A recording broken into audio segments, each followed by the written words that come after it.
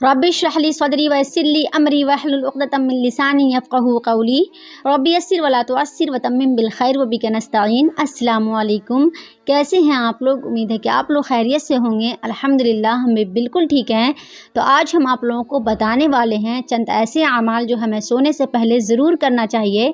تو سب سے پہلے یہ ہے کہ ہمیں باوضو ہو کر کے سونا چاہیے۔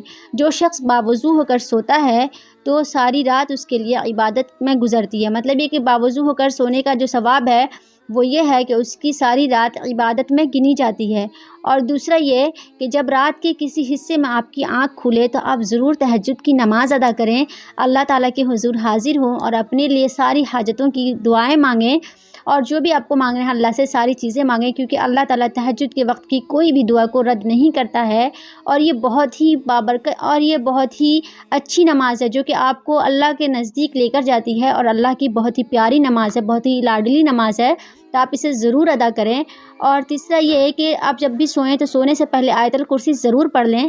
اس کے بھی بہت سارے حدیث میں فوائد بیان کیے گئے ہیں۔ حدیث شریف کا مفہوم ہے کہ نبی اکرم صلی اللہ علیہ وسلم نے ارشاد فرمایا کہ جو شخص سونے سے پہلے آیت الکرسی ایک مرتبہ پڑھ لیتا ہے تو اللہ تعالیٰ اس کے لیے ایک فرشتے کو مقرر کر دیتا ہے جو کہ ساری رات اس کی حفاظت کرتا ہے۔